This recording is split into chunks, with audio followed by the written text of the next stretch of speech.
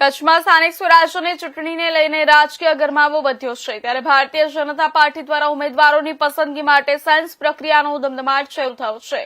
કચ્છના પાટનગર, ભુજ સહિતના જિલ્લાના તાલુકા મથકોએ સેન્સ લેવામાં આવ્યા છે। ભુજ ખાતેના કમલમ કાર્યાલયના આજે ભુજ, માંડવી, નખત્રાણા, અબડાસા અને લખપત તાલુકાના તાલુકા પંચાયત, જિલ્લા પંચાયત તેમજ નગરપાલિકાના દાવેદારો પોતાની રજૂઆત કરી રહ્યા છે।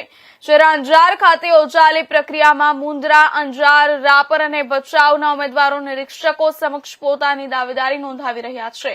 વસુબેન ત્રિવેદી અને હિરેન હિરપરા સહિતના નિરીક્ષકોની હાજરીમાં આ સમગ્ર પ્રક્રિયા 2 દિવસ સુધી ચાલવાની છે। આવતીકાલે ગાંધીધામ મહાનગરપાલિકા માટે ખાસ સેન્સ પ્રક્રિયા હાથ ધરાશે।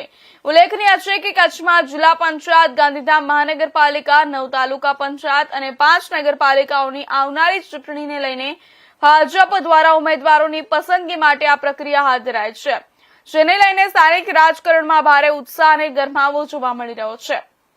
આગામી દિવસોમાં ઉમેદવારોની યાદી જાહેર થવાની શક્યતા વચ્ચે કચ્છની રાજનીતિ વધુ ગરમાવ લે તેવી સંભાવના વ્યક્ત થઈ રહી છે।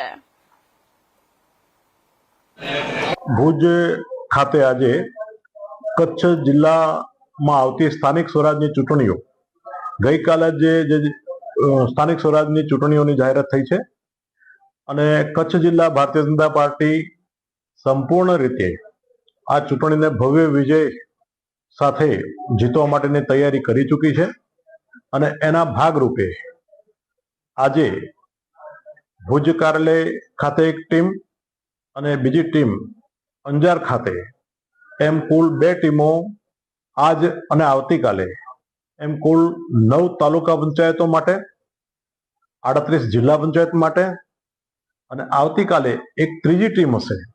2 દિવસ માટે આ બંને તાલુકા જિલ્લા પંચાયતના લોકોને સાંભળવાનું ચાલુ રહેશે।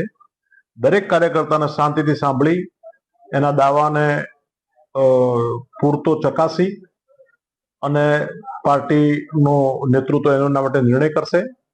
આજે ખૂબ સરસ વાતાવરણમાં કાર્યકર્તાઓમાં ખૂબ ઉત્સાહ સાથે સુનાવણી કાર્યકર્તાઓની જે દાવા છે એ સાંભળવા માટે નિરીક્ષકો કામ કરી રહ્યા છે અને આવતીકાલે ગાંધીધામ મહાનગરપાલિકા માટે ગાંધીધામ ખાતે એક અલગથી જ નિરીક્ષકોની ટીમ આવવાની છે અને એમને પણ આવતીકાલે સાંભળવામાં આવશે।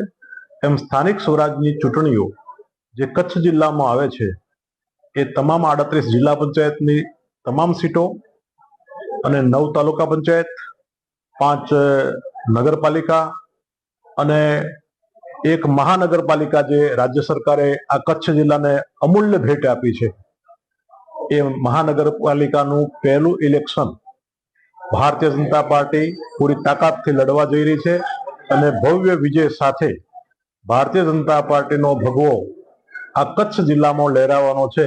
એ આજે જે કાર્યકર્તાઓમાં ઉત્સાહ છે એના પરથી દેખાઈ રહ્યું છે। ખૂબ ખૂબ આભાર। ભારત।